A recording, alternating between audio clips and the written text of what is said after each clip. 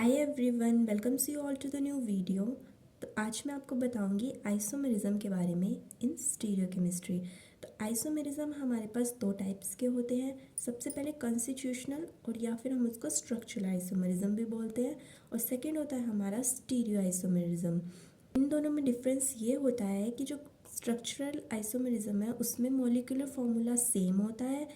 Molecules का मतलब हम कंपैरिजन करते हैं दो मॉलिक्यूल का, तो मॉलिक्यूलर फॉर्मूला सेम होता है, लेकिन कनेक्टिविटी जो होती है एटम्स की वो डिफरेंट होती है। लेकिन स्टीरियो आइसोमेरिज्म में मॉलिक्यूलर फॉर्मूला सेम होता है, कनेक्टिविटी भी सेम होती है, बस उसकी जो ओरिएंटेशन होती है, मींस जैसे मैंने आपको बताया है मिरर इमेजेस के बारे में, तो उसमें डिफरेंट डिफरेंट टाइप्स के मॉलिक्यूल्स बनते हैं। ए सेम ही मॉलिक्यूल हम डिफरेंट टाइप में रिप्रेजेंट कर सकते हैं, तो इसमें भी वैसा ही होता है। इसमें मॉलिक्यूलर फॉर्मूला सेम होता है, कनेक्टिविटी भी एटम्स की सेम ही होती है, बस उसकी ओरिएंटेशन जो है वो डिफरेंट होती है, मतलब उसकी स्टीरियो केमिस्ट्री डिफरेंट होती है, तो उसको हम बोलते हैं स्टीरियो आइसोमेरिज्म। तो मैं आपको एग्जाम्पल लेके बताती हूँ। अब ये मेरे पास कॉन्स्टिट्यूशनल और स्ट्रक्चरल आइसोमेरिज्म का एग्जांपल है। इसमें आप देख रहे हैं एक CHO ग्रुप लगा है, एक CHO ग्रुप लगा है, क्लोरीन ब्रोमीन, यहाँ पर भी क्लोरीन है, ब्रोमीन प्रेजेंट है, एक हाइड्रोजन है, एक हाइड्रोजन यहाँ पर भी है, और OH ग्रुप यहाँ पर भी है, और यहाँ पर भी, और PH यहाँ पर भी। मीन्स इसका मॉलिक्यूलर फॉर्मूला सेम है, इसमें जो मॉलिक्यूल में एटम्स है वो सेम है। जैसे यहाँ पर आप देख रहे हैं कि इस तरफ को क्लोरीन है लेफ्ट हैंड साइड में, और एक तरफ हाइड्रोजन है, लेकिन यहाँ पर लेफ्ट हैंड साइड में OH है और H ग्रुप है।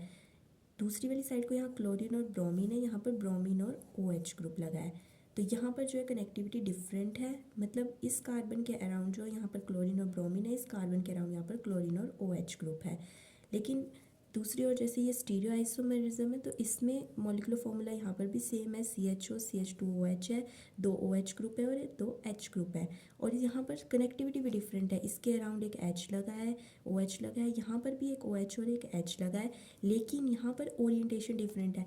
OH यहाँ पर राइट हैंड साइड को है, लेकिन दूसरे मॉलिक्यूल में OH लेफ्ट हैंड साइड को है, मीन्स इसकी स्टीरियो केमिस्ट्री डिफरेंट है, जो कि मैं आपको स्टार्टिंग से ही बताती आ रही हूँ। हम बड़ी स्टीरियो केमिस्ट्री के बारे में रहे हैं, तो यहाँ पर मॉलिक्यूल की स्टीरियो केमिस्ट्री डिफरेंट है, मीन्स ये स्टीरियो आइसोमेर है।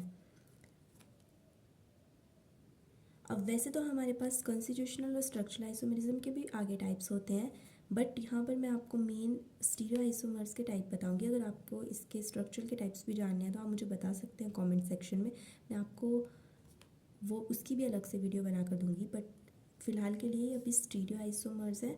स्टीरियो आइसोमर्स तीन टाइप के होते हैं, इनैंशियोमर्स, आइडेंटिकल एंड डायस्टीरियोमर्स। जिसमें से इनैंशियोमर वो होते हैं which are non super impossible mirror images to each other.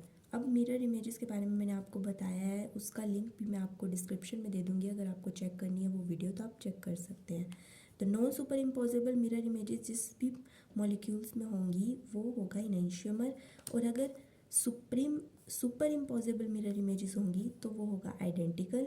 और यहाँ पर अगर कोई भी मिरर इमेज एग्जिस्ट नहीं करती है, ना सुपर इम्पोजिबल ना नॉन सुपर इम्पोजिबल, मीन्स कि मिरर इमेजेस होंगी ही नहीं मॉलिक्यूल में, तो उसको हम बोलते हैं डायस्टीरियोमर।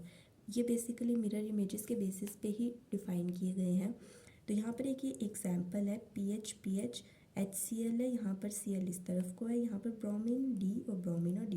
अब मुझे बताना है कि ये दोनों मॉलिक्यूल्स का आपस में रिलेशन क्या है, मीन्स ये इनैंशियोमर है, आइडेंटिकल है या डायस्टीरियोमर है। अब मैं अगर इस मॉलिक्यूल की मिरर इमेज ड्रॉ करती हूँ तो मुझे क्या एग्जैक्ट ऐसी ही मिरर इमेज मिलती है? अगर मिलती है तो क्या वो सुपर इम्पॉसिबल है या नॉन सुपर इम्पॉसिबल, मुझे पहले ये जानना पड़ेगा। इसकी अगर मैं मिरर इमेज ड्रॉ करूँ तो मेरे पास बनेगी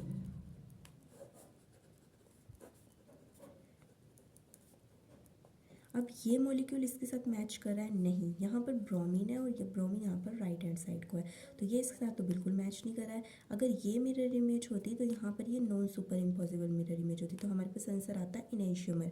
बट यहाँ पर ये मिरर इमेज ही नहीं है, तो मतलब हमारा आंसर आएगा डायस्टीरियोमर। इन दोनों मॉलिक्यूल्स का आपस में रिलेशन है डायस्टीरियोमर्स। तो हम ऐसे ही मॉलिक्यूल्स के बीच में रिलेशंस को फाइंड आउट करते हैं, जिसके बेसिस पे हम बताते हैं उनके stereo isomers. So that's all about the isomerism. मिलते हैं नेक्स्ट वीडियो में नेक्स्ट टॉपिक के साथ। Till then do like share and subscribe my channel. Thanks for watching.